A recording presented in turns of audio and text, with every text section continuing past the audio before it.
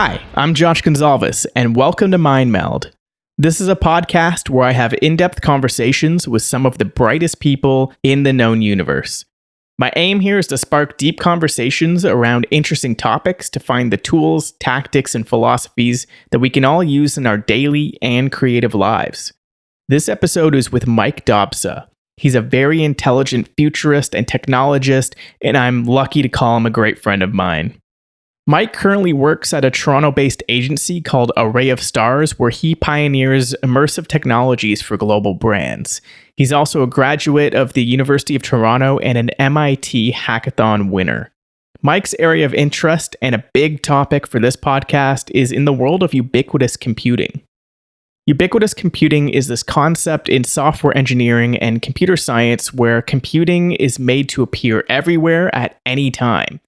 Think of how you can access Twitter on your phone or your laptop, an iPad, a smartwatch, a PlayStation, or even a smart fridge.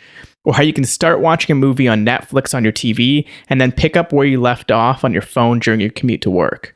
Simply put, ubiquitous computing can occur on any device, in any location, and in any format. And in this episode, we focus a little bit more on immersive technologies and the spatial computing aspect of this. Think virtual reality, augmented reality, and mixed reality. And we do get into some technical details, so it's really interesting for you to learn if you don't know a lot about it. And if you do know a lot about it, just don't judge some of our layman's terms in here. And what we really do here is we explore how these immersive technologies are used to better our lives, teach us new things, and ultimately drive humanity forward. I'm Josh Gonzalez, and this is Meld with Mike Dopsa.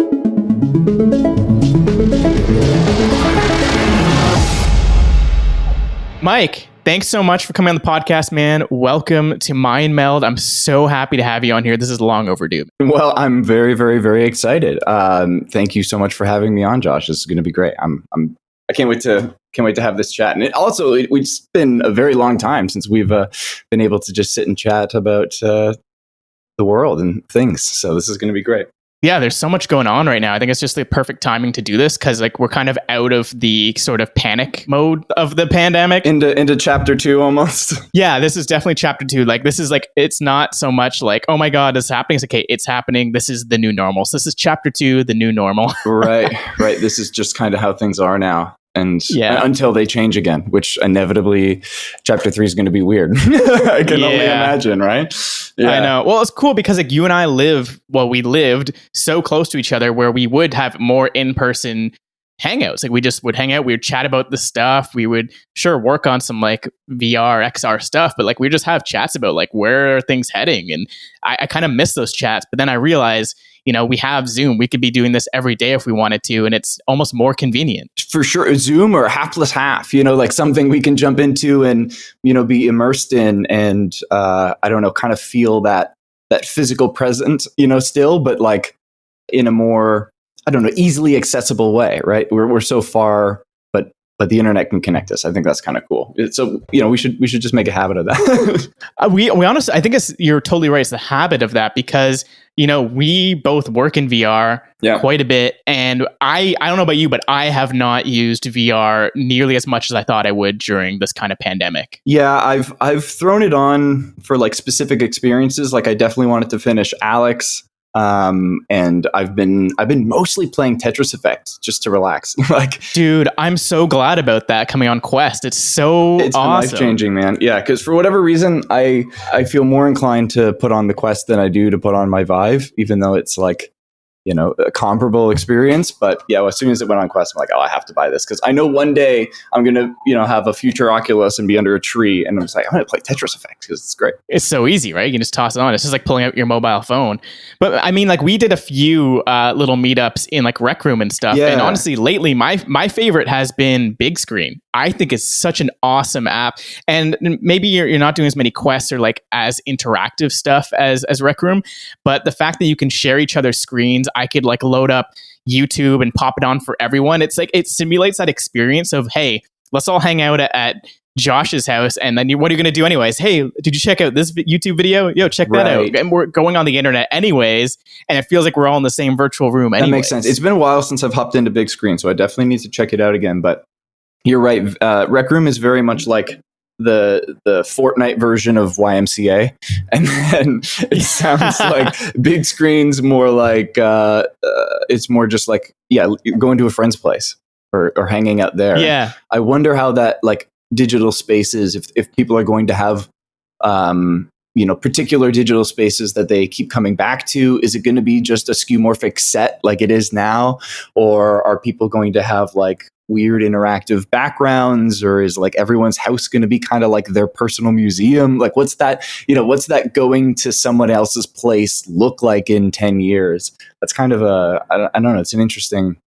Oh, let's go there. Let's dig deep into this. I think it's a really good topic because, we're like societally, we're getting pushed into that direction right now. For sure. And people are going to like either self-isolate or group isolate, but digitally they'll still be connected, if that makes sense, especially as this keeps going. Especially with work. Like I think like remote work, like you can all be there. Because I think, there's really no need to go into the office unless you're doing some kind of production, like you're doing some on-set production, right? Yeah, what's the point? Why would you, enforce that everyone has to live in the most expensive city and be super close to each other when, maybe it's beneficial to have people that live 6 to 8 hours away from each other. So as one person goes to sleep or goes home from work or signs off, that you could have someone else kind of relay and pick it up. Maybe a dynamic office like that is going to actually be beneficial. People don't know that. We're testing it. People, I'm sure there are some companies that do that, and certainly there are companies that bounce things back across the 12-hour sort of timeline. That happens constantly, but I think that's kind of a piece of the future, is where it's not going to be entirely different from what we have, but instead of it being A and B as these huge monolith binary sort of properties of the way things are, it's going to distill into a 1,000 of them from A to B. It's going to be a microcosm of what we have across a gradient. And that's kind of like, I think not only going to be work, that's going to be like, I think everything is going in that direction. And as we're more connected and, our devices are more objective, we all have a more sincere and a more combined sense of truth, right? Because right now it's all perception. And it's independent perception. It totally is, and like you said, like having that gradient, it's like we're just talking about what does it look like to go to your friend's house. Well, the crazy thing is, my house could look different every single day. The office can be different every day. Is like that's what blows my mind. Right. I'm like, hey, Mike, come over, and one day I'm like in, like you say, like a museum. Sure. And the next day you come over and it's like a spaceship. You're like, what the fuck? And like, yeah, I'm just trying out new things, man. It's like The Sims, right? You can just try out new things. You can play with it. You can mold your reality as you want. So that's the future I want. I think that's really cool. Yeah. But I mean, I don't want that future all the time, because like it's so awesome to hang out in person because there's something different. There's like you said, there is a gradient. There's like Zoom chat, which is like you're looking to a window and we're kind of like in a portal looking at each other. Then the second version of that is we're both in the virtual space where we're in a VR space together and we're feeling the presence. But it looks like N64. Yeah, right now. I mean, eventually it'll look great, but it'll still be uncanny. Yeah. Yeah, it'll still be uncanny. Like we're seeing some of the stuff that Facebook's putting out that looks super realistic. It looks great, but it's still uncanny. We humans, we can still tell that it's not real. We have great bullshit detectors. But no, that's not a real fucking person. I'm in the Matrix. Like we will know that. But you can't turn it off is the crazy thing, right? So. I know. But that's why I still think like the best version is still getting close to each other, getting into the same physical space and hanging out, and sometimes working together is really good in the physical realm. But I think in general, like you can really feel people's presence and like their energy. Like right now in VR, I can get your presence, but I can't feel your energy. Yeah, that's true. Like even if there's really good facial mapping, like especially in VR, like when I'm speaking and you're just kind of standing there, you just look like an NPC character, just kind of, and I'm talking to a wall, and it gets awkward, It's always going to feel like a reconstruction because it is, and it's at best going to feel like a really good ghost, probably. It's like even still, there's that something missing that maybe we don't have the capacity to understand, or like maybe maybe it's a sensor that we have that we're always emitting that we don't know, and even if we can replicate it later, like I don't know. I think there's what you're saying. There's still value in the physical contact, and we should still we should still strive to maintain that, right? It's not something that we want to replace. It's like we can replace all of the physical constraints that we don't want anymore because they're inconvenient and they fix the economy in a certain way that's not fair or what have you. We can change all of those things without losing all of the things that we appreciate, right? I hope the future is an addition of great things that we don't have right now that solve a ton of problems, but it doesn't necessarily have to be like, we are never touching people in real life ever again. We're all going to go in these little pods. Like, it doesn't have to be that way. And I hope it's not, right? No, and there'll always be a subset of people who probably do. Like, I always like to say, like, any type of person you can ever possibly imagine exists. So there are going to be, and there already are, people who just primarily exist on the internet, right? There's like these internet cafes. And I think there was a story, I think last year, a few years ago, of some guy who actually died while in VR. Didn't he spend like like 3 or 4 days in VR without drinking any water or something? I think he got dehydrated and died. That's a internet cafe regularity. Unfortunately, that happens like all too often in like MMOs, and people have done that with desktop gaming too. So like it's a matter of time, I guess. But yeah, it's a weird mix of like their actual reality being so shit and gaming being way better, so they want to go there. But then also the gaming being highly addictive and engineered to be addictive. It's like a really weird cycle that people need to like really look out for. It's super strange. Yeah, I mean, I almost wonder. I don't know. I'm really, really, really, really not a medical professional beyond anything else. Yeah. So take this with stride. yeah, exactly. So I have no idea, like how your body's alarms kind of can be shut off, or maybe the technology is taking your attention so strongly away from your body. But I almost wonder, like, in a future scenario, if we're wearing this Apple Watch style device that's just like, hey, by the way, like, you definitely need water like immediately now, and like takes over the control of your devices and just shows you this, and at the very least, and if you say, yeah, fuck off, like you can say that, but it's your choice. Yeah, but it's weird because then the questions were like, oh, well, are you recording everything you do at all times for analysis? It's like you would have to. Yes. Am I endorsing that? Not necessarily, but we have to think about the technical possibilities of like, what do you do? What can you do with that information, or can you find a way to do that without, being a leaky bucket of all of your personal data? Like, is that possible? Well, speaking of that, like, it just came out that TikTok is basically spyware. Oh man, yeah. I'm glad I didn't install it. So here's the other thing, though. I've never seen this on any other social media app, and I have views about TikTok not being a social media app. It's just a media app. It's like the next like a YouTube iteration Vine, of right? YouTube. Yeah, exactly. It's Vine done better, I think. Yeah. Yeah. So here's what I think that they're actually doing right, though. They have this algorithm. I think it's based on time, how long you have the app open. What it actually does is, as you're scrolling after a certain amount of time, maybe 10, 15, 20 minutes, I'm not really sure, but I've seen it a few times, a sponsored post by TikTok will come up of this guy, be like, hey, you've been on here for a long time scrolling. Maybe you should take a break. Go drink some water. Go get some food. Just hang out. Go out in the real world. You've been here for a while. And I thought that was really cool. Yeah, it's so weird, the polarity and my thoughts on like TikTok, the platform, and TikTok, the technology. Like the fact that it's definitely there for this, similar purposes to something like Facebook. But the way that the community has formed and the stuff that's coming out of it is undeniable. Like it's incredible. It's so cool. It's an incredible platform. And it's also incredible to me who gets it and who doesn't. How like there seems to be a dramatic split between the people who are just like, yeah, of course they understand it. They don't need anything explained to them, and that the other half just don't get it at all, like zero, right? So it's interesting to see how powerful something like that can be, and information which is publicly available is perceived by one as something legible, and it's seen by one as like something that's totally has to be decoded. It's just Well, what's an example of that? Like, what have you seen something on TikTok specifically that would kind of pull you in that direction? I think it's like a trend or something. No. What are you thinking? I'm thinking more demographically about the people who engage with TikTok and the people who like haven't got into it yet. Gotcha.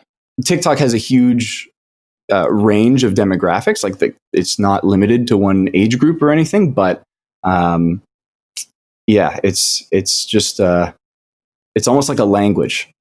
Like every social media has their own sort of encoded way of doing things, and you've got to be on the inside, or else you're not going to understand like any of it at all. That's kind of like esports. I feel the same way.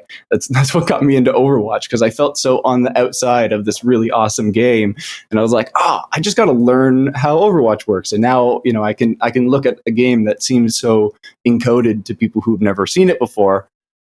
But I can watch it, and it's actually like almost relaxing to watch this crazy complicated thing, right? It's like Fortnite to me right now. Like you see people getting like really into like the building aspect of the game, and it's just wild. It's like it's not just a shooter anymore. And It's I mean, evolved. like Fortnite in general, it's evolved. It's a show. It's a social network now. It's a third place. It's a meta space where people go to hang I saw out. people watching Inception in Fortnite. Yeah, there's a isn't there a Christopher Nolan like film festival going on right now in Fortnite? Something like that, which I just think is incredible.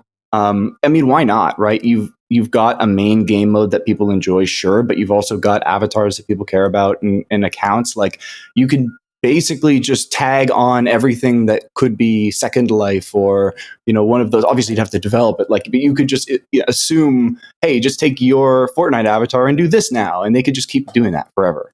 And if it's free to open into, yeah, it is.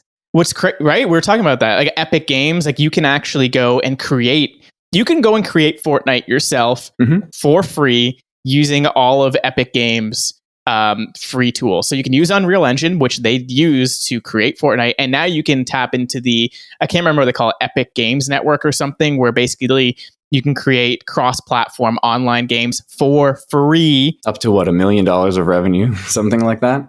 So if you're confident you could get $1 million back, you could take out $1 million loan and know you could pay it back off. That's crazy. Yeah. They're just offering that to you. The craziest thing is like up to $1 million, they're only going to be taking, I think, 13%. No, sorry, 5%. 13% if you're selling in the Epic Game Store, 5% on top of that if you're selling on like iOS or Android, which then the 30% you're paying to Apple or Steam, right? But hey, if you sell it as Fortnite and it's free, then you could just get the money paid for other sorts of transactions and that sort of thing. Totally. Not saying that we should endorse people clone Fortnite, because I don't think that's a good idea, and I don't think you'll win. But you could, and the tools are there, and you could do your own version that has a totally different audience or has a different... Well, that's just the point. The point is now you can create cross-platform online experiences. It doesn't have to be Fortnite. That's just an example, right? It could be anything. It could be like it could be the social aspect of Fortnite, and we have more building capabilities, and it's more like you said, a Second Life, or like a multiplayer Sims. Or we could even create, like as we were talking about, like Rec Room. Like you could create that, and it doesn't have to be on headsets, because the unfortunate truth right now is the people who do have headsets, it's very few and far between, like very small numbers. And again, even people like you and me who are in the industry, we're evangelists to the nth degree for VR and XR. Sure, absolutely. How often are we even on those platforms? Yeah, right? Not constantly. Compared to still on our flatties, as my British friends like to call it. So it's kind of weird. It's like almost like you kind of have to build for this multi-platform iOS, Android, PlayStation, Xbox, and then the VR headsets kind of just become another node in that network. It's not like the main thing. It's sort of a node in the network. Absolutely. It's kind of weird, man. I don't know. What are your thoughts on that right now? Because again, I was just saying, I thought I would be using VR a lot more. Obviously, the numbers are telling. Like Facebook is making hundreds of millions of dollars off software, so people are still buying it. And there is a good number of people, but it's not where people expect it to because of iPhone and Android devices. Well, I want to point a couple of things out. There was a headset shortage in December 2019 because of HalfLife Alex. So every headset, including the Oculus devices, including the Index, and all of the old CV1s, all of the old Rifts, and most of the WMR headsets got picked up super quick. We see a major spike in Steam VR headsets from the announcement of Alex to now. And then as they're starting to get their supply back, COVID happens and the whole chain gets like paused, at very least paused. So now you have a barrier between like people are in COVID mode. They're not spending $1,000 on a headset when they need to make sure they have food, and maybe they lost their job. So people that are like, why didn't VR explode? What do you mean? There were no headsets available for anybody to buy. And then they were super expensive, and then people lost their jobs. So it's like the only people that could really take advantage of it, like you just said, are the people like us that were already super into it, probably were ready for Alex or were hopping on the train because of that. And so, now slowly, I think that the supply is coming back. And as we go into December of this year, if we can have a massive amount of headsets available to buy, I think we'll see that spike. I super, super do think we'll see that. And then the second thing that I was thinking about is for you and me, are you living alone right now through COVID? No. Right. Neither am I. Right. And I'm thinking about, how different my life is right now, not living alone. I mean, I'm not living at my original place, and I know you're not either. So we're still displaced, but not alone. And I can imagine, if I were in the same spot that I was about a year ago where I was living alone, I can definitely imagine that I would be hopping in the headset more, just to have that sort of interaction. But that's an assumption, and I can't help but think that having that, some physical contact in real life is still scratching the itch enough, I guess, that it's not something that I feel a major depreciation of. Right. Yeah, you would definitely, if you were completely deprived of human interaction, you would be like, yeah, I'm going to go in here. Yeah. But here's the thing. That's the difference between, you're just talking about HalfLife Alex, which is totally a single player, cinematic, story-based experience, which I think isn't it not the best selling VR piece of software ever made so far? I think it's up there at least. Yeah. I'm not. It's between that or Beat Saber, right? Something probably close to that. Yeah. Probably those two, where like they're not even networked experiences. Those are like these personal experiences. And I think it's like the transcendent nature. Do you think VR chat and Rec Room count? Like, do you think they're counted as sales because it's free? Because I do wonder what the numbers are. Like, I imagine the consistent numbers aren't insane, but like I imagine the numbers for unique users is still pretty high. Oh yeah, it's definitely high. And especially Rec Room because it's on PSVR, which has 10 million sales, right? Yeah. Or something like that. God. So that's pretty crazy. Yeah. I think, tapping into PSVR, especially with some kind of PSVR 2 coming out, that's going to be key. Sony is no joke. Nobody should sleep on Sony. Nobody should forget about Sony. They do phones. They do all cameras. They do some of the best screens other than Samsung, and Samsung is tied with Apple. They do the best game consoles as of now in the future, and they're doing VR. They could compete with Apple and Facebook in a way that no other company could. Even Google. I think so. Even Google can't compete in the ways that Sony does because they do their own hardware. And as someone who has complained a lot about Sony software in my life, the Sony hardware is insane and it's so good. And the PlayStation software is good. So, they can figure it out. It's good. I think they will. I think the PS5 and PSVR, I just combined those two. And PSVI. I'm going to keep it.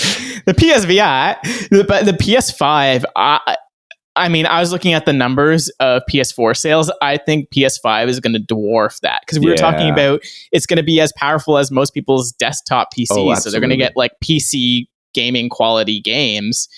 Plus the PlayStation exclusives, like Xbox can't even come close to the PS5. I didn't fully skip the PS4 era, but you had one, and you had a PSVR, yeah. I had one, and then I sold it to go back into the PC world. But I see the value of, even if it's more expensive, of the PS5 over the value of the PS4 like crazy, because it's like PS3 to PS4 is a pretty big jump, but the main jump was, hey, we're all on the PC platform now, so it's not going to, cross-platform stuff isn't going to suck anymore. It was more of like a patch almost. Yeah. But this is a big bump. It's going to be massive. Yep. I read something that the that new demo from Unreal Engine 5 was roughly as GPU intensive as Fortnite. And obviously you need the SSD and the streaming and what have you, but like that's incalculable. Because if you can allow the GPU to just go wild, like that's the best thing you can do, because they're overpowered for most things. GPUs can do so much damage, but they're just kind of being wasted, or they're bottlenecked, or all these sorts of things. The PS5 is not going to compare to a lot of things in the last decade. It's wild. Oh my God. And we were talking about investments and sort of like investing strategies. And for me, it's like AMD is a no-brainer, because that's what's going to be powering the PS5. And look at the numbers sold. I wish I had money to buy AMD stock 3 years ago, because that's when I got the 1700X, and I was like, I know this is going to last me for 4 years, because they've literally promised it, and their company will go to the ground if they don't do it, because people will be so mad. And they did it, and they did it phenomenally. And then, now they're in every game console, and I can imagine, there's a PS4, there's a PS4 Pro. So you can see that there's going to be more R&D and engineering work done to optimize that and to make it faster within the next 5 years after 2020. So 2025, there's going to be more things from AMD.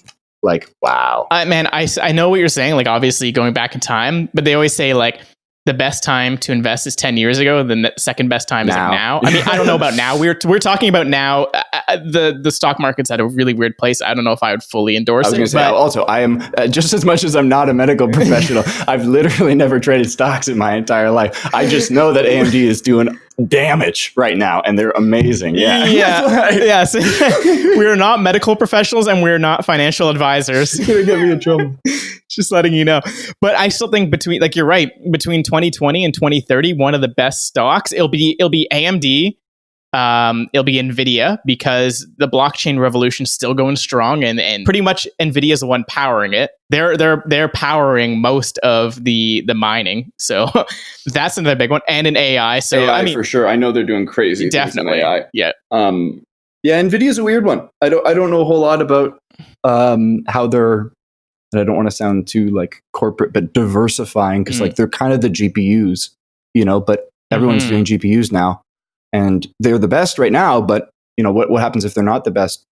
They're doing a lot of stuff in AI, but also Facebook and Google and Apple are doing a lot of stuff in AI. So it's like, right. I see them as competitive, but I think they're going to kind of need some AMD magic, where they're like, all right, let's get our stuff in a new order where we're going to make this like, some other way, or they might have some stuff, because there's rumors that they have like the Nvidia Shield. They've been doing hardware, and so maybe they have like this revolutionary VR platform. They could absolutely do that. They could compete with a lot of companies doing that sort of thing. But I think they won't just be continuing to make PC GPUs that are bigger and bigger. I think they will make those. But I think they'll probably also have to do something else, in my mind, because like AMD EPYC plus Radeon are going to work better together than any CPU plus Nvidia, because AMD will try to make it so, or they'll put as much money as they can to make it so that they own servers. That's, so there'll have to be something. Well, that's the other thing. We were just talking about this article that I sent to you from like IGN. I'll link it in here. It's like what's the future of video games look like? And almost across the board, it was streaming. Yeah, right. They do have some streaming tech. They do have a lot of streaming tech and optimization stuff. They've got a lot of amazing software. Yeah, but I'm wondering if like someone like Google is like, fuck you guys, we're just going to do it ourselves. Or I don't know, who are the other major players right now in the GPU space? In the GPU space, Apple's about to be one, because Apple has everything that Snapdragon has for the next like 5 or 6 years. And that means that they're just going to be able to like swipe whatever amazing stuff Snapdragon does and then improve on it if they want to, in addition to like the generational leap that they already have with the A series processors. So like they're going to be monsters now that every Mac is going over to the A series processors. And like for reference, the iPad Pro runs Fortnite better than the Xbox Series X. And so, and so they're going to put like a triplicated massive version of that into a computer with an actual fan. That could be insane. Like it could be uncomparable. And it's so small, man. It's so small. Yeah, AMD right now is a clear potential. They've got a lot of headroom there. Depends on what I mean, they're in all the consoles, for example. That's huge to have all of the Radeon products in consoles. Yeah, I don't know. There must be some other mobile GPU makers, and obviously Nvidia. But right, yeah, I guess I've been thinking about more like the desktop GPU, but you're right, it's like moving towards mobile, and then eventually you won't really need a GPU because it will just all be streamed. That's sort of the idea, right? Yeah, or your GPU won't have to do too much, and an SoC like a small iPhone chip will be perfect. Mm-hmm. It's which is crazy. Or in the glasses, right. Well, I think yep. I think that the glasses are coming for sure, but they'll probably be just like a wireless version of plugging directly into your phone. Like it'll probably be as simple as it streams from the phone. Yeah. For now, like 5G from the phone can then go to whatever tower it wants. You've got battery, processor, touch surface, 6 degrees of freedom controller. Like this is a 6-DoF controller with a 5G antenna to your eyes. Your phone's in your hand. That makes sense to me for at least the early generations. Keep the glasses super lightweight. Don't worry about having a battery. Don't worry about having, a GPU and a CPU on your glasses, on your face. You're probably going to have cameras to some degree. It definitely will. Yeah, I came up with this really crazy realization that I realized it's not that crazy. I was on vacation last week and I was just like, I let my mind wander, and I was sort of like, I was on a stand-up paddleboard in the middle of the lake, and I was just like thinking, and I was wearing my glasses. I was wearing like, just like regular sunglasses, nothing fancy, no snap spectacles. Are you under NDA or something? No, what do you use? No North. Okay. This is something totally new. They're just regular old Ray-Bans. Great. But then like they're pretty thick frame. This is just the ones I bring when I'm on the water or something. I usually wear like really thin glasses, but I didn't want them to like break or anything. So these are nice and thick boys. And the frame themselves was quite thick. And I'm thinking about, all these chips and sensors that are getting so much smaller and smaller. For design wise, instead of trying to cram your entire computational, wiring all in one area, maybe just along the sides, why not have the wires go within the frames and like use all of the frames as, part of the body? Yeah. You can really you can wire that thing right up and you can really start spreading out your components. Well, I'll tell you, that's how it is working. And as someone who owns Snapchat specs, I can tell you that I've seen the horror stories online and now understand why you can never snap them in half, because exactly that is what they're doing. They've got the little Bluetooth and Wi-Fi sort of like chip processor on one side with an LED, and then they have the whole camera module and all the rest of the system on the other side with the battery kind of somewhere in the middle. I think either in the middle or on one or the other. I don't know exactly where the battery is. But in between them is basically a wire, and it goes right through the center of the frame. So you've got half and half on each side to keep it balanced. So maybe it's actually bad design now that I'm thinking about it. Now that you bring that up, that's got to be, it could be better. I don't think it's necessarily poor design, but I think it'll probably work kind of like how the AirPods work now, where each individual like physical component is self-contained, and then it combines with its own sort of like case or operator thing. That would make sense to me. So like, I think all the frames could be just one big thing. I think that's okay. And if you snap your frames in half, you're probably going to get new ones anyway, right? So I think that's okay. I just you're right. That's absolutely a good way to do it, but also keeping light the amount of components you put there in the first place. Like CPU and GPU, the reason we put fans on them in the computer so we can run them nice and fast is because they're hot, right? You don't want anything hot on your face. Nobody wants to burn their face. And, these things should be light and airy. They shouldn't suffocate you and, make you feel claustrophobic or something.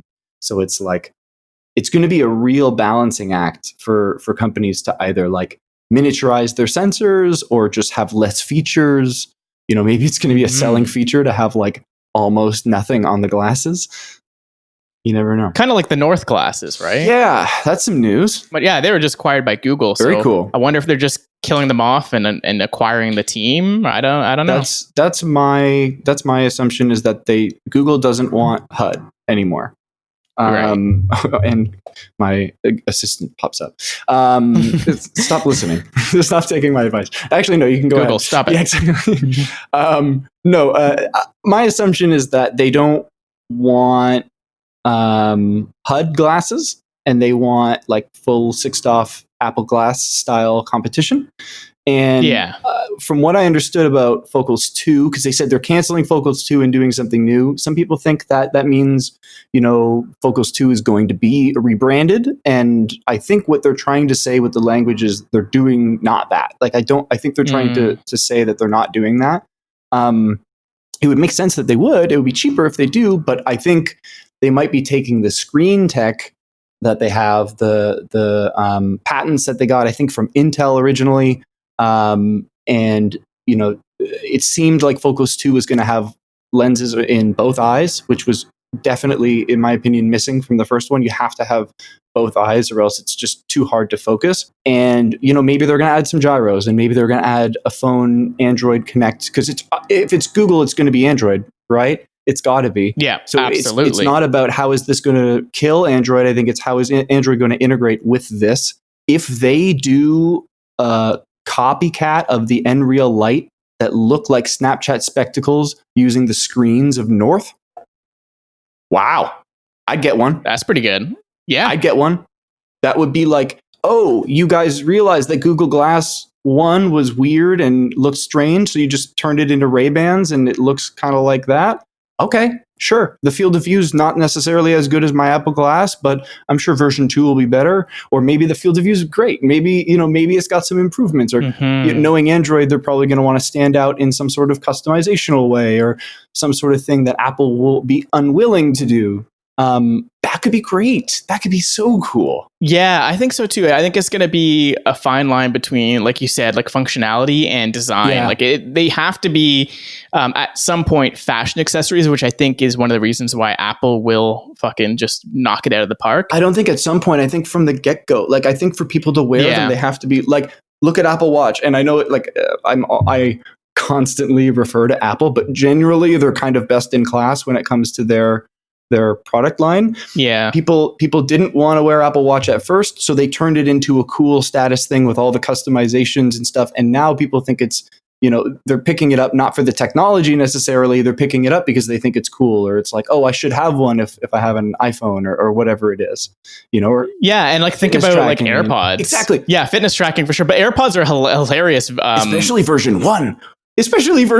Who bought those? What the hell? I know. But like, think about the memes that first came out. It's like, it looks like you have toothbrushes in your ears. But then a year later, the memes were, oh, you don't have AirPods? Smells like porn in here. Like, it's hilarious. It's perception is reality, but I think the new AirPods Pro, they are the best headphones or earbuds that I've ever used. I don't even have an iPhone, and I'm saying that. There you go. Yeah, you have them too? I don't have them. I've used them. This is pre-COVID. I went to the Apple store and asked them if they had a pair to try, and they brought out a brand new pack of earbuds because the whole thing separates. So they wiped it down. No way. I got to try it out with one of their demo phones, and it was like, the coolest thing was taking one out and having the other one automatically turn into like pass through, where it's just like, because you don't realize, and if you're at home, you can do this now, unless you're using headphones, and then I'm sorry. But if you stick a finger in one of your ears, you kind of hear like a like negative sound, if that makes sense. And these stop that from happening when you take one out. It's really, really, really cool. And it's quite invisible, but I couldn't help myself from just constantly breaking it to be able to hear how good it was. I just kept sliding it back and forth. I was like, whoa, this is so cool. And I was never going to buy one because I still don't have an iPhone. You know what, though? I don't have an iPhone. They work. I mean, I do have an iPad and a MacBook, but it works really, really well with my Samsung phone. Okay. So there's that. It works like flawlessly, phone calls and everything.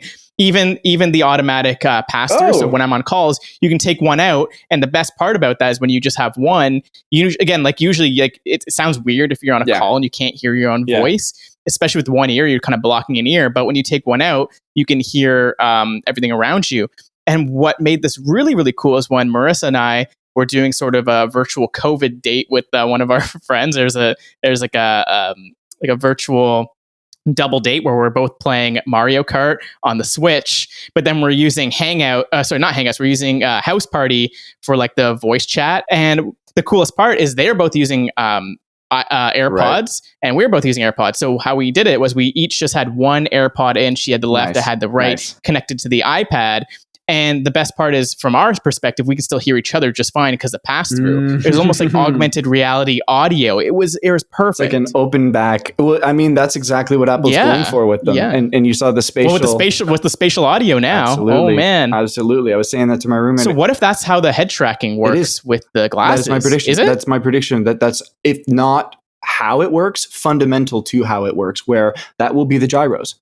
So now you just took out two difficult components, because not only do you have gyro tracking, you have differential tracking between where the glasses are to where each of the buds are. And now you have two gyros moving in unison. So if you have, drift, or if you have some noisy input, you can check the other one. And it's probably doing that constantly. Even if you have one AirPod in, that's fine, Yeah, it's enough. iPhone reads the ground. Glasses detect where the iPhone is, or vice versa. Phone knows where your head is, so it can triangulate all of that. And then as you turn your head, it's just moving in 3D space based on where your phone knows. Or I think honestly, if Apple wants to keep their system integrated, they do the tracking based on Face ID. Make sure that make sure Face ID tracking works super well, so you can hold it from like literally any angle, and then make sure Face ID works really fast so that you can just track the glasses, and also you don't have to take the glasses off to use your phone. That's ridiculous. There's no way Apple's going to do that. Oh, here, first thing you have to do is uncomfortably take this off and hold it in your left hand, and then open. No, never. So they're never going to do that. No. So I think it could work. Just make Face ID 200 hertz. And these are the sort of things that's pushing me deeper and deeper to the Apple ecosystem. Yeah. I know for a fact my next phone will be the iPhone 12. Me too. And I love my Note 9, and I think it's still the best Android phone you can get. But yeah, me too. Yeah, and you don't even use primarily Mac OS, right? You're still on PC. So for me, on Mac and using an iPad, it's a no-brainer to have them all part of the same ecosystem. Yeah, and I don't even necessarily see that changing for me. I'm still going to use Windows for a while, and I'm still going to use that because it's got my most powerful GPU, and presumably I'll use that until there's an affordable Apple chip Mac, and that could kind of monster my computer, which is going to be a hog in terms of power consumption by comparison. And maybe it'll be a small computer, and then I'll build a nice big one again, because I'm sure it'll come back around. Where it will. It's a pendulum, right? It always goes back and forth. Absolutely. The system on a chip is going to be like a computer of a computer, and then I don't know, there will be some new water cooling technique or something that comes out, and the home desktop becomes the monster again, or you can get 10 home desktops and all stream 5G to each of them, and I don't know, some sort of thing, I'm sure. But do you think there's still room in the ecosystem for a new OS, like Linux, or a I don't even know. I'm just one that people pay for? I don't even know, man. I'm just trying to think just a whole new OS. I remember seeing this thing. I don't know if it's still on the internet. I'll try to find it. Maybe the video. I'll send it to you and I'll post in the show notes. It blew my mind. It was called Neptune. I don't know if you ever heard of it, but their idea was they built an entirely new OS. It might have been Android based or something like that. So maybe it's not technically a new OS, but built sort of on top of that. And it was a watch, which was the primary computing power, and it would stream to the phone. And the phone was sort of basically just your screen, keyboard, and mouse. It was pretty dumb in that sense. All of the computing power is on the wrist, which kind of makes sense. I do think that's going to happen. I think they're going to kill iPhone, and iPhone's just going to become watch, and then a screen, and then the watch will do what the iPhone used to do. But this is cool. Yeah. And then what they had was this dongle, an HDMI dongle that you would plug into your screen. So you could use any screen as the screen, and then use any Bluetooth keyboard and mouse. Right. So you have this sort of one OS that works seamlessly throughout everything, rather than having to buy a whole new computer. For right now, Apple has 3 different OSs, which are starting to converge at least. Yeah, they're basically going to be the same again. I mean, they're already looking like it. The new Mac Big Sur looks a lot like iPad OS, right? It even has the curvature that fits perfectly for the new iPads, Yeah, right? I think you're absolutely right. I would even hesitate to like call that an OS. It's almost like a complete reinvention of how people interact with computers. Right. Like, is it even an operating system at that point? Because I feel like calling it an OS makes me think of like, the actual Linux Windows. Yeah, you're thinking Linux. It's a frame and a desktop that I connect a keyboard to. I think absolutely there will be a fundamental shift on the order of magnitude of the GUI from the command line. Right. That will be whatever that is. So when that happens, wouldn't that be VR? Yes. VR, AR? I think it will. It'll be ubiquitous computing that exists alongside you. Yeah. And I think just like a command line has, the number of characters you have times the length of that, sentence amount of data, GUI has billions of times more, right? Because you have billions of colors, you have billions of opportunities. This is going to be on the order of magnitude of that, I think, where because there are so many more things that are possible, it's going to be an order of magnitude more complicated, and there won't be direct comparisons necessarily. Like, for the same reasons Half-Life Alex can't be played on a keyboard and mouse. Stop trying. You know what I mean? It's like it's a different game. You've got to physically move yourself in there to get the whole point. If I can turn around and flick switches that don't exist and then, shuffle that whole thing and then kick it and then pull something up from the ground, that's a totally different analog, and you could call that a folder system, but it might be very different. But yes, totally. Yes, what you're talking about is going to happen, but it's got to be led by the medium shift, I think. So do you think that's going to be Facebook then? They're going to be able to do it. Apple's going to be able to do it. Google's probably going to be able to do it. Yeah, I think like Facebook's doing it. I hope to God that the one that wins is open source, is all I can say. I don't know, man. I don't think it will. Yeah, I don't know. Maybe it's too early to say, but there ought to be that available.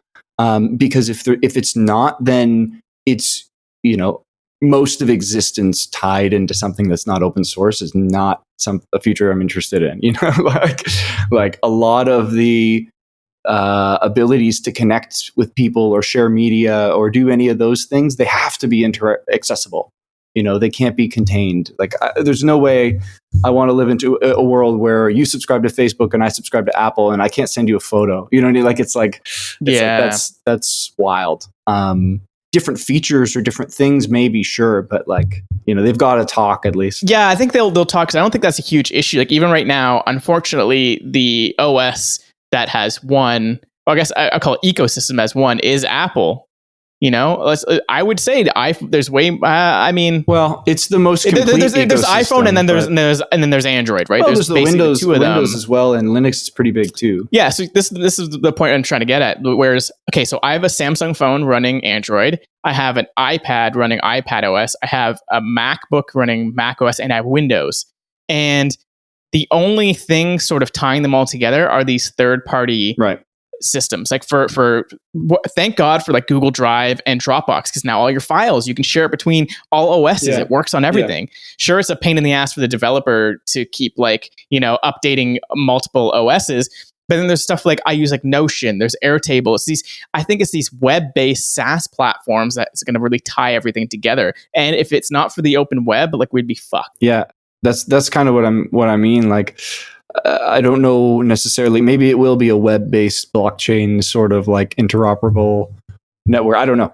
But I see the value in open source and, not constantly duplicating everything, and don't reinvent the wheel, just share it. Like, it would be like everyone creating isolated knowledge. There's going to be errors or bias or differences. And if there's incompatibilities from the start, it's going to grow to be so complicated that it's going to be like really, really impossible to connect people at all in the future. If that, like, you project 10, 20, 30, 100 years, like right now on Facebook and Twitter, even within one platform, you've got whole different worlds of people seeing whole different worlds of information that if you sit them down in a room, which people have, and get them to talk to each other, it's like they come from different planets, right? Like they're not able to identify the fact that you have this set of information, I have this set of information, and our truths, our center for truth is not compatible, right?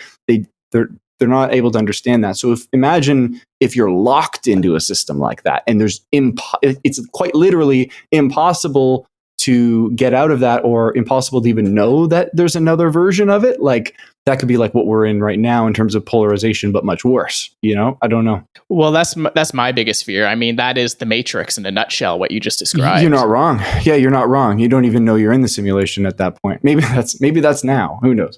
Maybe. I mean, technically, yes, but I guess we can control this one. It's fine. Yeah. Yeah, I mean, let's just say that we do know we're in the simulation because we just said, hey, I know I'm in my simulation. We can't get out, but I know I'm in the simulation because it's this reality simulation. It's particles. We can operate within this one. It's waveform. So, we can. But at least we sort of. It would suck if you didn't know. I mean, there's tons of people in the world that don't know they're in the Matrix. Which, like, I think there's a lot of companies out there that I want to continually promote that are trying to. Their mission is basically to get people out of the Matrix. So those companies are Impact Theory. I'll link it down below, and Mind Valley. I'll send those as well. So Mind Valley and Impact Theory are two of them. I'd hope that my company is one of those. Even if we are a VR company, I think it's very important that you are a VR company or an XR. I don't even call it just immersive media, ubiquitous computing, as you call it. You need to have these companies that are the ubiquitous computing and VR, XR, immersive media companies that stand for this, lead the way, pulling people out of the Matrix, because you need people on the inside to lead the way, right? Yeah. So I think it's really interesting, man. I think like that will definitely be part of it. It's like letting people know what they're doing, and like you said, having it open enough that it all communicates with each other, because it needs to. I think Wikipedia is beautiful, and the more I read it, and the older I get, the more I realize like this is a delicate, fragile bastion of beautiful. Like this needs to be preserved and multiplied. Like the same way the technology is going to explode, I hope the implementation of things like that, open source, heavily moderated for truth and accountability systems, basically open encyclopedias, and we can maybe turn those into digital lessons that you can download and just learn, grade 1 to 15, and by 15 I mean like university stuff, all of the sciences and math and all of this sort of stuff. Like, why not just be able to compress that into a couple of gigs, or maybe a terabyte or whatever? In the future, it's not going to be so big, and then send that out in headsets, or like we've got to have some sort of preservation of those kinds of major efforts. And what's precarious to me about them is that they're largely volunteer, and they're largely like people just want to do this so that they did it, and they're unfunded and all that sort of thing. So like, how do we create a system that encourages and kind of only operates by the funding of these things, so that it's not just by chance a couple of really great people decided to put tons and tons of hard work into something? It's more like, yeah, this is the way this is the way our mill turns. We prioritize this kind of information and keeping people educated in an honest way, or something like that. Like that's the future I want to see, for sure. And I think like we have part of that. Like, of course, people are always going to say there's evil corporations and whatnot. I think, I tend to think of the best in humanity. So I personally think we're on that positive trajectory, kind of moving to our North Star as humanity. Like, yeah, there are always going to be antisocial people, but I think for the most part, most people are pretty social beings, and we all want to see each other kind of survive. Yeah. Like, even people think that like what Elon Musk is doing with SpaceX is like antisocial. He's like, oh yeah, he's just leaving this planet behind. It's like, well, he's building two companies, one to make sure that this planet keeps surviving, and then another one to make sure that we can go on to the next version of this, chapter 2, as we might say. Right. Get to another planet. Humanitarian chapter 2. Exactly. Yeah. That's exactly what I like to call, the infinite game. It's like a lot of these so-called billionaires that people see as evil. They're not evil. It's like, yeah, maybe they don't care about individual people, but they care more about humanity as a whole than anyone else. I mean, they could pay taxes. I would appreciate that. That'd be great. Yes, I do agree. If they could pay taxes, then I would shut the fuck up. Like, that would be great. Just do that, and then go. Anyway, sorry to cut you off, but it's so true, man. I do agree. I do agree. Yeah. I mean, the privatization of things are good and bad. There's good and bad for anything. But then I'm also looking at like the code version of Wikipedia, as you were describing, is GitHub, right? Like there's a lot of free and open source stuff. And now it's owned by Microsoft. I was just going to say, Yeah. It's something. Yeah. I mean, I think there's good in that, but also there's like the dystopian, and then Microsoft just runs everyone's code all through their massive AI and knows everything now. And that's going to happen. Like 100%. Yeah, for sure. That's what they're doing. They're gonna run all of the code with very light, segmentation through it, basically. So it's like they're gonna have a lot of open source resources and knowledge available, but hopefully it stays open. And that's now precarious again, because it's like so they could also just gobble it all up and then turn it off. They could do that now because they own it. It's like, yeah, it is scary to think. And I really hope we don't see the day where we see headlines of like Microsoft is shutting down GitHub. Yeah, I don't think so. I don't know. Bode well for them to do that, I hope. And I'm sure there is like, it's going to be accessible, that people will have copies and there will be like available versions of it. So that's not necessarily the thing. At that point, it would be precedent. Like, that's really unfortunate that precedent's being set, that they're getting rid of this cool thing now. But I agree with you. I think, in general, people are inclined to make the best of things and are going to, use the technology that we have, hopefully for the best. And I think what's great, especially about software and the internet, like it's quite simply just software and the internet, is that there really isn't any wasted work, because if you do something, you can duplicate it. And all you have to do is do it once. So I know that it's impossible to say, you make the perfect lesson or the perfect explanation or something. But let's say you make an explanation or a lesson of something. You make it one time, and then it could be used forever. Yes. By as many people as possible. So it's like, there's a lot to do, but it's a mountain that is climbable, and every brick you lay down, it stays there. That's cool, right? So I could imagine, if we can kind of project what is this tree of things that we want to do, or these capabilities we want to have, these tools that we want to make, whatever it is, be it either information or lessons or like development tools or social tools or whatever, and print that out and show, okay, here's all of the things that we would want, and they would accomplish this thing or do this thing. Now you can kind of start filling in the gaps and just make things, and we could make huge amounts of things. I'm actually building something like that just on my personal website, like just a simple directory of these sort of tools. Like I'm going to have a tab for like books. Here are some awesome books in these categories. Right. Here are some internet tools that are free that you can start a business with, that you can do X with. And I think like I might even like not even build that in my personal site. I might make it its own site. So it's like this awesome directory. And then eventually if you can have people adding to it, that's key, man. That's awesome. I think it's a really awesome little project that can turn to something like massive. I'm happy to assist with that if I can, because I think that's a great idea. That's like it's necessary. I think it's going to have to happen. It's like wisdom or knowledge, some kind of knowledge hub. If you can almost like tag everything, and you can identify what each of the things are, and then you can define, not the answer, but like a piece of media or a document that references else. Exactly. Yeah.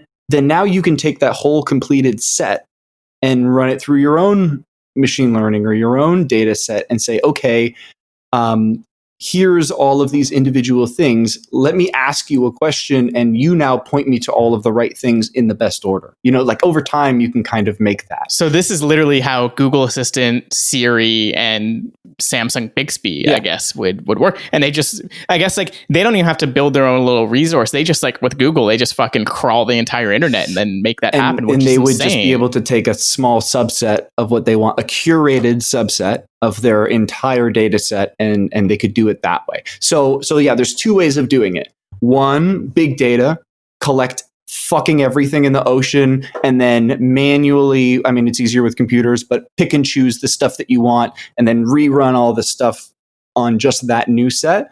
Or we could do it the bottom up way, where it's like, source it yourself manually, fill in the whole tree. And then, obviously that way sounds harder, but if it's public and there's a lot of people helping, it could be done. Yeah, it's like Wikipedia. Like, look how big that thing grew. It's a monster. Yeah, exactly. And it could be really helpful, right? Yeah, totally. So maybe it's just a different sort of resource hub. I don't know. This is something I was thinking of just on my own website, of just like the curated knowledge of just the stuff that I've come into, not necessarily even what other people have added. But of course, it is always what other people added, because I go on other people's websites, I go on the internet, I go on Twitter, and people always recommend stuff. And I just want to take the best of the best. Like you said, just pick and choose the best. And I'm my own little algorithm. I'm a human, technologically advanced human, right, doing it rather than an AI. I'm just a person doing it. Realistically, the kind of ultimate version of this, I'm thinking, would be like, how all the data is being collected on us to make us a profile and all of that sort of thing. Having some easily accessible way to then curate that.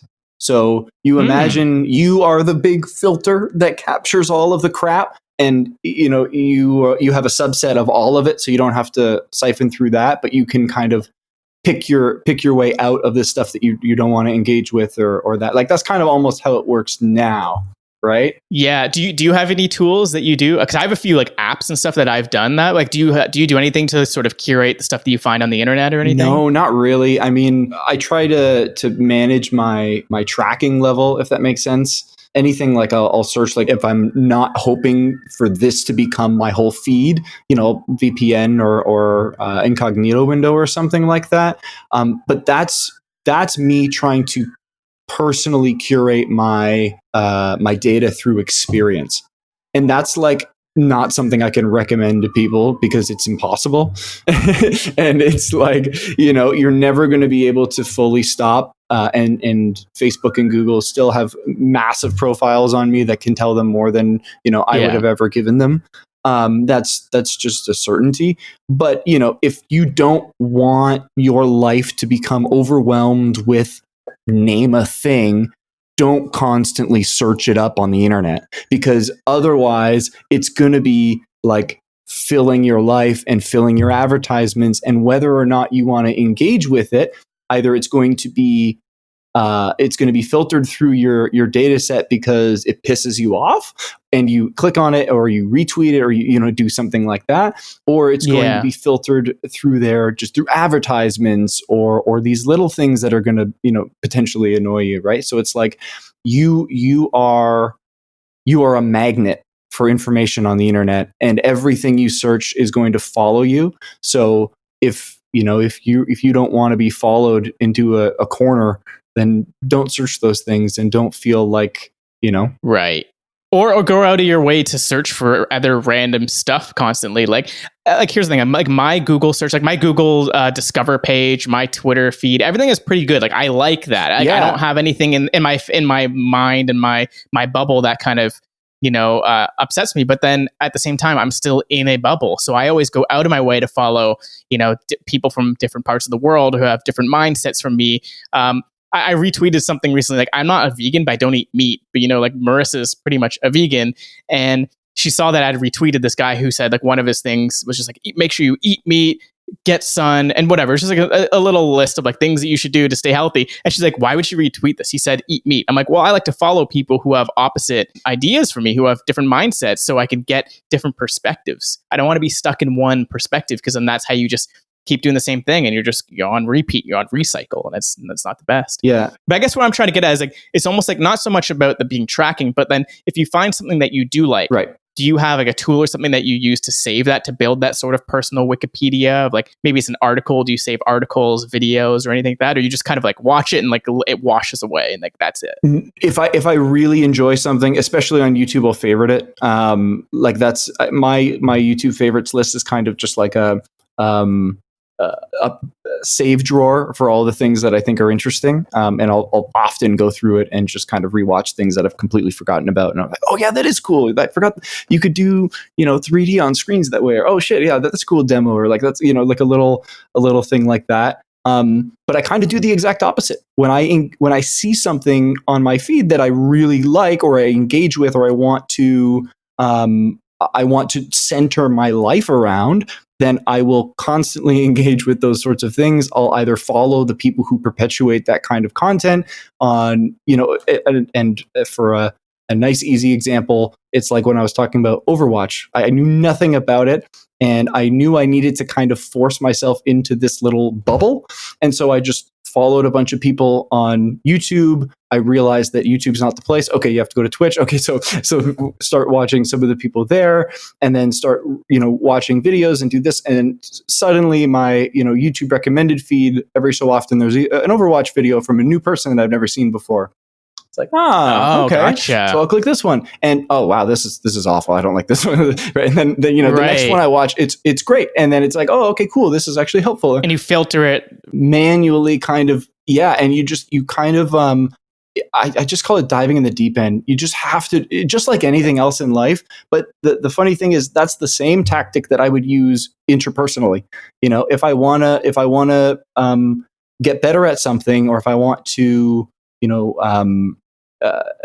get my mind into a sport, or into an activity, or into a Unity or program or something like that. I'm trying to learn something. I'm trying to work at something. It's practice and doing it. And it's almost like the digital version of practice it's scrolling with intent. It's strange. Yes. Yeah. You have to immerse yourself. Yeah, you are absolutely an active participant in the media that you consume. Whether or not it's fair is another conversation, but your actions do objectively tailor the content. Yes. And it is true, because like there's still the passive media of like the news and stuff, which is like, I try to think, oh, you don't really have a choice. Well, you have a choice to put on that channel. Right. You have a choice to put on the news. I try my very hardest to stay away from mainstream news. Obviously, if there's like something big, I want to know about it. I don't want to be completely oblivious to the world around me, but for a lot of things, I try to stay away from that. And, the internet is your friend. But I think like maybe there's still like homepages like Yahoo and stuff. If you want to know like world news, you can still go to like City TV for Toronto. Yeah. You can go to like Yahoo News to find like world news or see what's trending. Or like Reuters, or like, CP24, or like one of the more boring your news source is, the better it is, probably, because like, the more in plain objective language it is, the better, because all of the other news sources are quite literally just reading that and then deciding, okay, how do I change these words to sound better for the people that like to listen to me? Yes, that's right. True. Like that's all they're doing, and like all that's kind of there's lots of different articles that are written that way. It's not purely mainstream news, but especially that if you talk about taking 25 news events and now you have to turn that into 60 minutes of video content. Okay, now you can kind of make like a YouTube comparison. Like, how much do you have to cut to be able to do a montage that they find to be visually pleasing, with an establishing shot of the environment, an opening conversation before the reporter gets on screen to say, hey, we're going to tell you about this thing. The reporter, hey, this is me. I'm this reporter. We're going to now tell you about this thing. I'm standing outside of the thing. And then they show the thing, and then they talk, like now it's a distilled entertainment piece.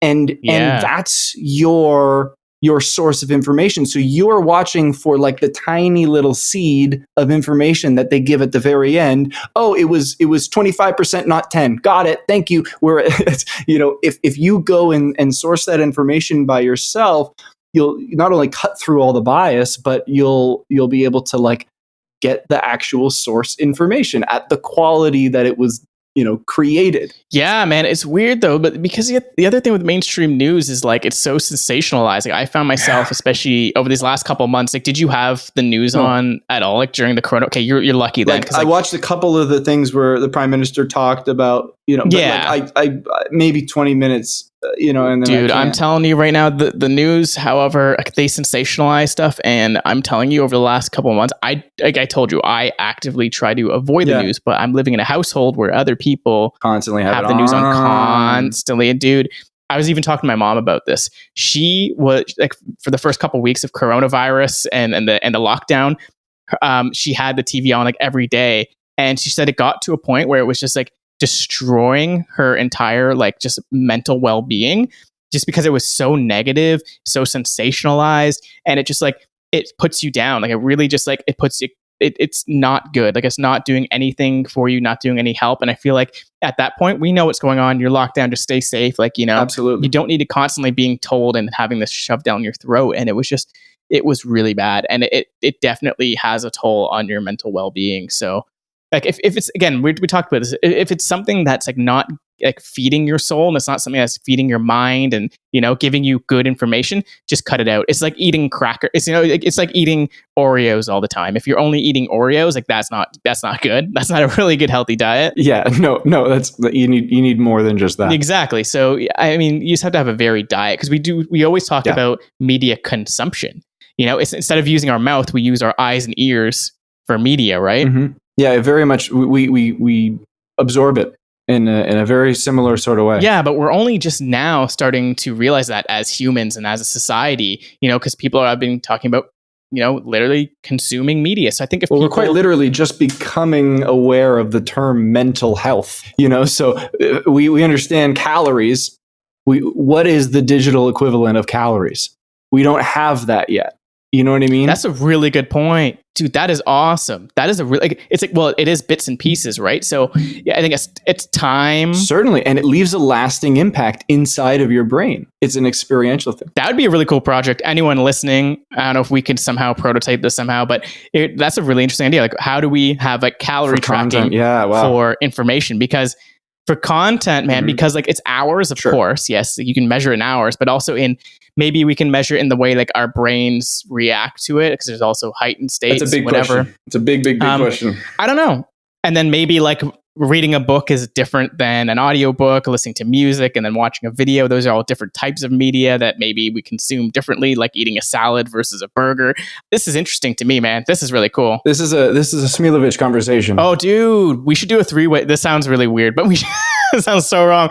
We got to do a 3-way with Smilovich, because he would definitely be able to bring in that perspective 100%. Yeah, he would. I think he would have a really unique perspective. The neuroscience perspective of this. I mean, we're getting close to a BCI. Yeah. We're getting close. External, I think that's... Yeah. Neuralink, too? Neuralink will have it. Yeah, it's internal, but I mean, like, even the extra... I'm much more excited about putting on, like, a Oculus Rift. Right. Like give me a box, give me a helmet, sure. Like, headphones. Don't you can have exactly. Headphones would be perfect. Yep. That's a great form factor, and then you could do all the same things that Apple's doing with the Airpods and stuff, right? Where you just have like a little tiny visor in front, or however you want to do it.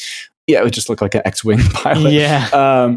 But I think that's going to be another huge fundamental shift. Like, once we have like hand and eye tracking is big, but it's basically just like humanizing control, right? And humanizing controllers, and like our, it's the first step to feeling kind of like you're controlling things wirelessly with magic or just by yourself.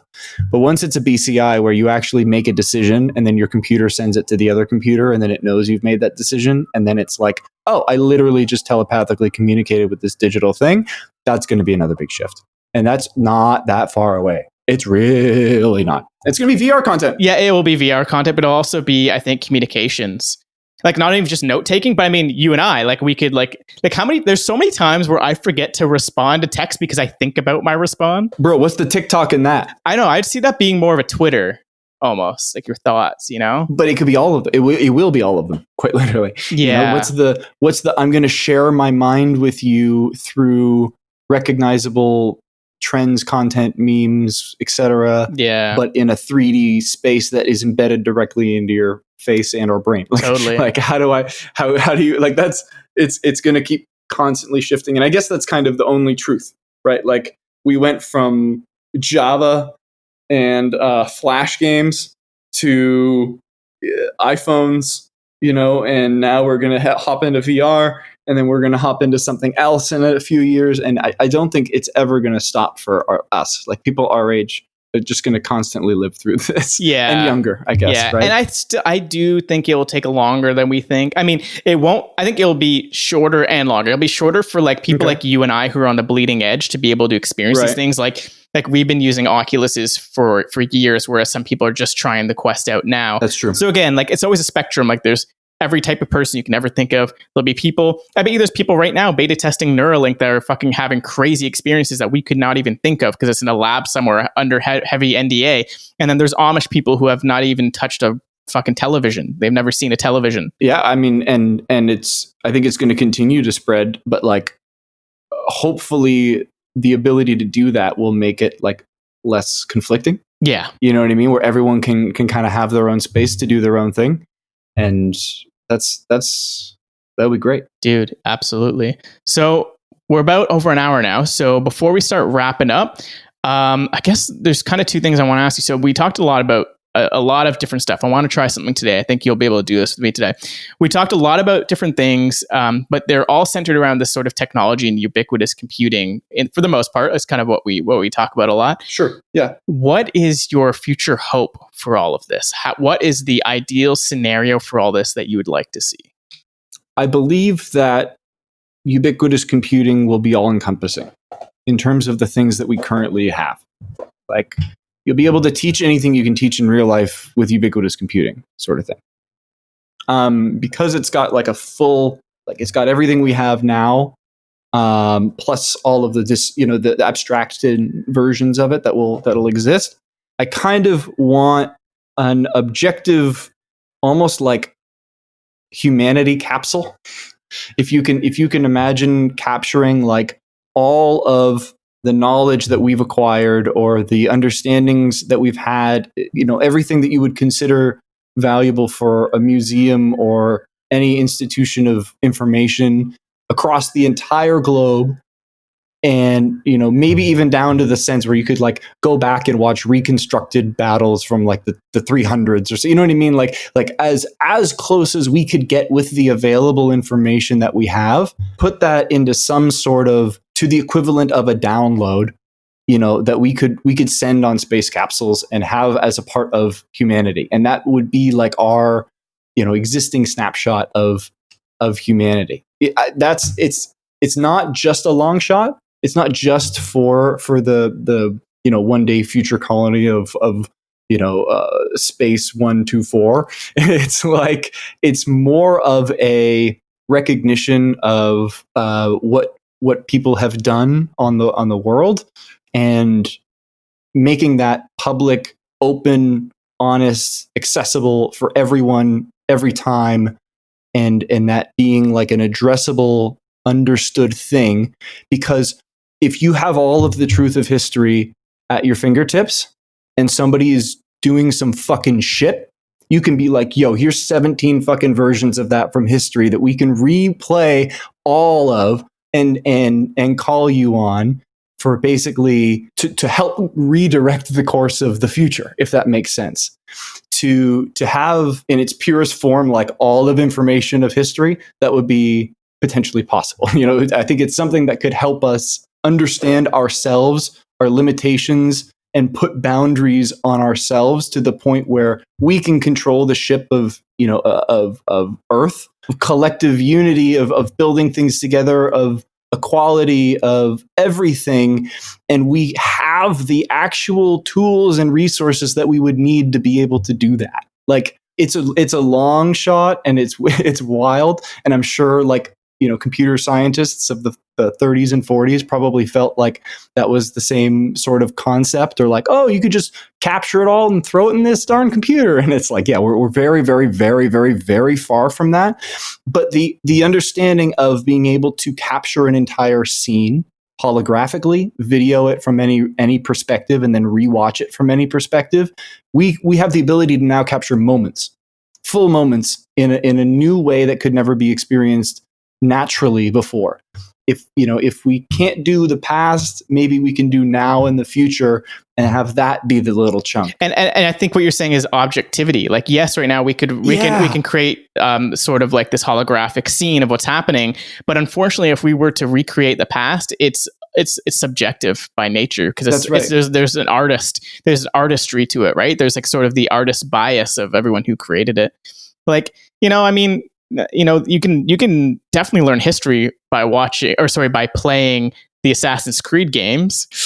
But can you though? Exactly. This is what I'm getting at, right? You can go experience Rome and, the pyramids back in the day through Assassin's Creed, but are you really? So there needs to be some, I think what you're saying is there needs to be objectivity embedded in it, and then democracy also embedded in it to it. Yeah. So people are like, hey, that no good. We don't want that.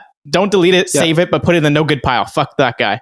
Let's make sure that doesn't happen again. It should be like a circuit. Yeah. It shouldn't be possible. Yeah. It should be an error. It should be fundamentally built outside of the, you know what I mean? It should be like, oh, that's a thing that we can't allow to happen. So here's the way that we ensure that never happens. I think we're getting that point. You have to be careful though, because it's like security freedom. Yes. That's like the major thing. And it's like, there's going to be a billion people that say, no matter what, X, Y, and Z, you can't do X, Y, and Z. So it's like, that maybe it's warning labels, explosive labels on the box of things that explode, like what's the equivalent of that we can do that's not going to be intrusive to your goddamn freedom, but it's also going to encourage people to be less shitty and like be able to almost objectively ensure that, and that anybody has access to information, and like the ancestral sort of legacy that you imagine past civilizations had, ancient civilizations. What's our version of that? Are we just going to wash away to dust one day and then no one's going to have an understanding? Like, let's make our version of that. I think it's going to have to be ubiquitous. I think it's going to have some sort of a thing. It doesn't make sense to build giant like things just for the sake of it. Like we could do it digitally maybe somehow, or have some sort of, I don't know how it would work. Because maybe that's what's happened before and it's all gone. Yeah. Ooh, there's some mindfuck stuff going on there with the pyramids. Like people do think that there's been like crazy ubiquitous computing back then that we just don't have access to now. Just insane technology that happened before. I mean, it's logical that if it's happening now, it could have maybe happened on the same place within the relative same period of time. It could have been like billions of years ago, or like maybe not billions, but it could have been like years and years and years ago. Yeah, but it's possible. Like I like to think about this. So I don't want to keep this going on too long, but this definitely put me into a great spot where, like, imagine years in the future, there actually was a crazy pandemic that all of our technology was closed off, human civilization just crumbled, and then people discovered a mountain of iPhones. They're gonna be like, "What the fuck is this plastic and metal and glass thing? Why do they use this? Why do they have so many of these? These don't do anything." Yeah, it'd be all but useless too, right? You wouldn't be able to do anything with it. So, I mean, they're digging up some crazy stuff. Maybe there's like the equivalent of the iPhone back in the day that just like we just didn't really understand how it actually connected. Maybe we're only seeing the physical aspect of it, not sort of the outside connections. Super weird to think about. It's it's super weird to think. That kind of speculation is the kind of thing it would be nice to know. That's kind of what I'm thinking. Somehow. If I was born 1,000 years from now, what would I want the people from 1,000 years ago to have done? It's like preserve the shit. Make sure that we still know what happened. Yeah, that would have been cool. And that's why I think books are still great. I love reading on the internet, but books, if all of the internet shut down, there's still these things kicking around, and maybe they'll find it. So then, my last question for you is, man, what are you most excited for in the next 1 to 5 years? Nothing too crazy. The next decade, like what are you actually like really excited for? It could be something that you're building, something that other people are building that you want to build on top of. What really excites you, and why? If I can only choose one thing, I'm going to have to think for a moment. It could be a few things. That sort of kind of. I'm excited for immersive technology to finally become affordable. I think 5 years is a beyond generous goal for affordable tech. And I mean affordable as in like a couple $100 Canadian. You know what I mean? Like less than 300. Mm-hmm. And you can get Quest level quality. I think once that happens, and once like it really does become a commodity product, and if they can get, supply chains to the point where they can make as many of them as people want, I think that could change education forever. I think it could just dramatically explode the number of developers that are available to build for the platform, which, to your point earlier, is essential for diversifying the software. We can't just have, the current generation of, rich, predominantly white people building all of the software for XR. That just doesn't work. We need everybody to build the software, and it's got to be, an amalgamation of truth from everybody. So, if we can get, phone priced devices, we know that we can get phones in everybody's pocket. If we can sneak these game consoles into people's heads, and then, oh, by the way, it's also like Ready Player One level, super high quality school, and you don't have to pay for it, and it's there for you even offline. That could be unbelievably world changing. Like, forget sending teachers to every corner of the world necessarily to require good education. Like, forget having to set up massive physical institutions that are going to be maybe even unsafe now during a COVID future.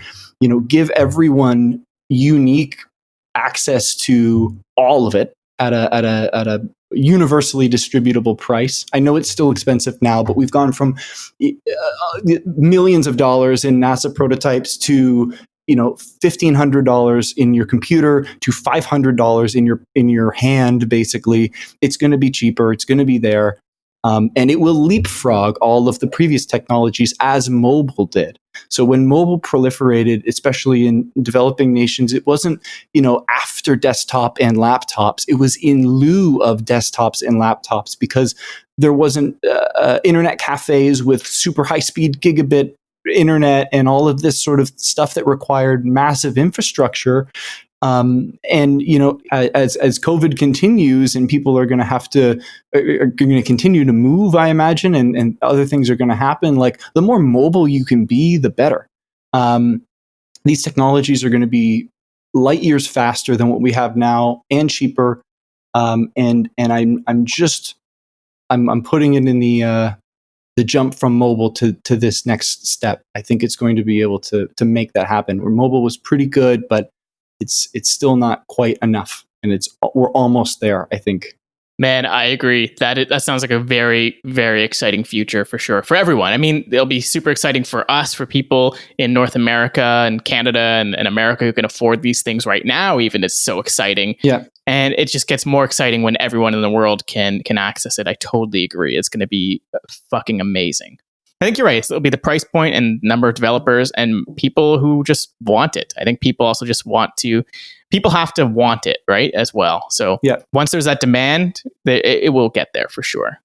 There will have to be probably a Fortnite equivalent. What's free, what's super awesome, and it shouldn't be violence and shooting. I don't think in XR that's something we should maybe try to like build against. Not build against, like not deny entirely, but we shouldn't give away that as our primary introduction. Maybe something a little more wholesome. I do agree. Something on the level of that, where it's free and really personal, and something that people want to do, like you said. Yeah, totally agree, man. So before we sign off, where can people find you on the internet? I am generally available at MC Dopsa, Dopsa. I usually post things on Twitter and Instagram. I'm kind of having a website redesign right now, but usually Twitter is the way to find me, or feel free to reach out to me there. So yeah, nothing major to plug at the moment, but maybe in the next couple months there will be some new stuff. Definitely. I will link that in the description so you guys can find Mike online on Twitter. You have an open Twitter, right? People can Yeah, sweet, for sure. Yeah, if you guys have questions or want to chat. I mostly just retweet and talk about XR stuff and show off any little tidbits that I'm working on. So yeah, I do agree that you share a lot of great articles and posts. If you guys want to learn more about XR, ubiquitous computing, anything like that, follow Mike. You'll get some awesome stuff. Yeah, feed off my bubble. Yeah, I've got a big XR bubble that I'm talking about. Lots of training in the Twitter algorithm. So feel free to take some of that. All right, and then we're gonna have to do a part 2 with Smilovich and get more to the neuroscience aspect into this, and do a little 3-way. That'll be awesome. Absolutely, man. I know it's gonna be insane. The eye tracking plus the BCI and hand tracking, the three of them together, it's just going to be so magic. And he always has the answers. I'll have like these questions about like brain computer interface, and he'll be like, yeah, actually I studied that. I'm like, oh, okay, awesome. Yeah, and also he'll be like, no, you can't do it that way. That's the best. Yeah, like, the best is when he debunks. The best is when exactly. He's like, oh, I have this idea. Is this how it could work? Nah, fuck that. I was like, it would never work. He's like, definitely not. So, okay, great. Thank you so much. I would rather that be the answer than I don't know. It's like, Just tell me no. Absolutely not. Yeah, just tell me I'm wrong. Awesome, man. So we'll do that. Thanks so much, Mike. This is awesome. This is a fucking awesome chat, and we'll do it again. Likewise, man. Yeah, thank you so much for having me on. It's been a real pleasure.